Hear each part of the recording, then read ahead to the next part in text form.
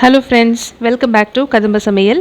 இன்றைக்கி நம்ம கதம்ப சமையலில் ஒரு நான்வெஜ் ரெசிபி தான் பார்க்க போகிறோம். சிக்கன் ஃப்ரை ஐட்டம் எப்படி பண்ணுறதுன்னு பார்க்க போகிறோம்.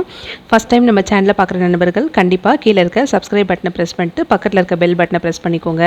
வாங்க வீடியோக்குள்ளே போயிடலாம். இப்போ அடுப்பில் ஒரு வானல் வச்சுருக்கேன். அதில் 10லேருந்து 12 போல் வரமிளகா, 2 டேபிள் ஸ்பூன் மல்லி, 1 டீஸ்பூன் மிளகு, 3 ஏலக்காய், அப்புறம் ஒரு 2 இன்ச் அளவுக்கு பட்டை, இது எல்லாத்தையும் நம்ம வானலில் போட்டு நல்லா வறுத்துக்கலாம். நல்லா அது கொஞ்சம் லைட்டாக கலர் மாறி நல்லா வாசம் அளவுக்கு வறுத்துக்கோங்க. கிட்டத்தட்ட ஒரு 3 நிமிஷம் ஆகும். அந்த அளவுக்கு நல்லா வறுத்துக்கோங்க. பாருங்கள், இப்போ நல்லா கலர் மாறிடுச்சு, நல்லா வாசம் வர ஆரம்பிச்சிருச்சு. இப்போ இது ஒரு தட்டில் மாற்றி வச்சுக்கலாம். இது நல்லா ஆறட்டும். அடுத்தது குழம்புக்காக சின்ன வெங்காயம் ஒரு 20 பல், 1 இன்ச்சு இஞ்சி, 10லேருந்து 12 போல் பூண்டு, கொஞ்சம் கருவேப்பிலை, அப்புறம் ஷாய் ஜீரா இது எடுத்து வச்சுருக்கேன். இதை இஞ்சி பூண்டு ரெண்டுத்தையும் ஒன்றா நுணுக்கி வச்சுருக்கேன். அதே மாதிரி சின்ன வெங்காயத்தையும் நுணுக்கி வச்சுருக்கேன். இப்போ தாளிச்சிக்கலாம். அடுப்பில் வானல் வச்சுட்டு 4 டீஸ்பூன் எண்ணெய் காஞ்சதுக்கப்புறமா அந்த ஷாய் ஜீரா நம்ம சேர்த்துக்கலாம். 1 டீஸ்பூன் சேர்த்துட்டு அது கூட நம்ம பொடிச்சு வச்சுருந்த சின்ன வெங்காயத்தை சேர்த்துக்கலாம். சேர்த்து இது நல்லா வதக்கிக்கலாம். சின்ன வெங்காயம் நல்லா வதங்கி நல்லா ப்ரௌன் கலரில் மாறணும். அந்தளவுக்கு நல்லா வதக்கிக்கோங்க. இந்த வெங்காயம் நம்ம எந்த அளவுக்கு வதக்குறோமோ அந்தளவுக்கு நம்மளோட இந்த ஐட்டம் ரொம்ப ரொம்ப டேஸ்டியாக இருக்குங்க. அதனால் நல்லா வதக்கிக்கோங்க. பாருங்கள், இந்த அளவுக்கு வதக்கினதுக்கப்புறமா இது கூட நம்ம இஞ்சி பூண்டு பொடி பொடியாக நறுக்கி வச்சுருந்தோம் இல்லையா, அதையும் இதோட சேர்த்துக்கலாம். சேர்த்துட்டு கூடவே கருவேப்பிலையும் சேர்த்துக்கலாம். சேர்த்துட்டு இப்போ இதை கொஞ்சம் வதக்கிக்கலாம். இதுவும் இஞ்சி பூண்டோட அந்த பச்சை ஸ்மெல் போகிற வரைக்கும் நல்லா வதக்கிக்கோங்க. இந்த ரெசிபி பார்த்திங்கன்னா சப்பாத்தி, பூரி, இட்லி, தோசை எல்லாத்துக்குமே ரொம்ப நல்ல காம்பினேஷனாக இருக்குங்க. அது இல்லாமல் சாதத்தோடு வச்சு சாப்பிடும்போது இன்னும் ரொம்ப நல்லாயிருக்கும். கண்டிப்பாக அந்த ரெசிபி ட்ரை பண்ணி பாருங்கள்.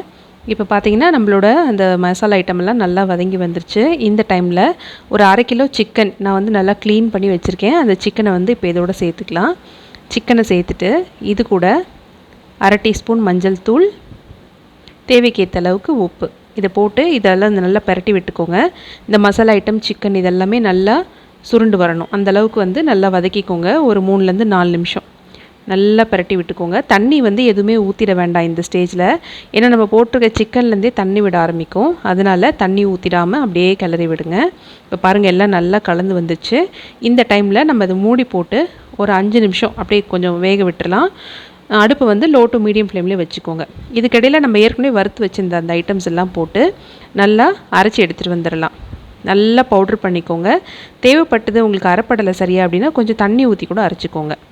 பாருங்கள், நல்லா எனக்கு அரைப்பட்டுருச்சு. அதனால் நான் அப்படியே வச்சுக்கிறேன். இப்போ நம்ம சிக்கன் மூடி வச்சு 5 நிமிஷம் ஆகிடுச்சு. இப்போ அதை எடுத்து பார்த்துடலாம். பாருங்கள், நல்லா தண்ணி விட்டுருக்கு, நல்லா சுருண்டு வந்திருக்கு. இதிலே ஓரளவுக்கு பாதி அளவுக்கு வெந்து வந்துருச்சு சிக்கன். இந்த டைமில் நம்ம ஏற்கனவே வறுத்து பொடி பண்ணி வச்சுருந்த அந்த மசாலா ஐட்டம் இதோட சேர்த்துக்கலாம். சேர்த்து இப்போ இதையும் நல்லா கலந்து விட்டுருங்க. நல்லா ஈவனாக எல்லாத்தோடையும் கலந்து வந்ததுக்கப்புறமா தண்ணி ஒரு 1/4 டம்ளர் அளவுக்கு, அதாவது 50 ml தண்ணி விட்டிங்கன்னா உங்களுக்கு சரியாக இருக்கும். அந்தளவுக்கு மட்டும் விட்டுட்டு நல்லா கலந்து விட்டுட்டு மூடி வச்சிடலாம். தண்ணி நிறையா ஊற்றிட வேண்டாம், ஏன்னா தண்ணி கம்மியாக ஊற்றினீங்கன்னா தான் நல்லாயிருக்கும்.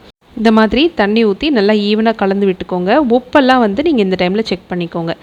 கலந்து விட்டதுக்கப்புறமா இதை திரும்பவும் மூடி போட்டு ஒரு 7 நிமிஷம் வரைக்கும் நம்ம நல்லா வேக விட்டுடலாம். பாருங்கள், இப்போ 7 நிமிஷம் ஆகிடுச்சு. நல்லா சூப்பராக எண்ணெயெல்லாம் பிரிஞ்சு நம்மளோட சிக்கன் ஃப்ரை அருமையாக ரெடி ஆகிடுச்சு. பார்க்கவே ரொம்ப ஆசையாக இருக்குது, பயங்கர வாசனையாக இருக்குது. அடுப்பு ஆஃப் பண்ணிவிட்டு இப்போ நம்மளோட கொத்தமல்லி தழையை இதில் தூவி விட்டுட்டோன்னாக்கா நம்மளோட அருமையான சிக்கன் ஃப்ரை சூப்பராக கொஞ்சம் நேரத்தில் ரெடி பண்ணியாச்சு. ரொம்ப ரொம்ப ஈஸியான ரெசிபி தான். கண்டிப்பாக ட்ரை பண்ணுங்கள். ட்ரை பண்ணிவிட்டு எப்படி இருக்குன்னு கீழே கமெண்ட்டில் மறக்காமல் போடுங்க. இந்த வீடியோ உங்களுக்கு பிடிச்சிருந்தா லைக் பண்ணுங்கள், ஷேர் பண்ணுங்கள். மறக்காமல் நம்ம சேனலுக்கு சப்ஸ்கிரைப் பண்ணுங்கள். Thank you.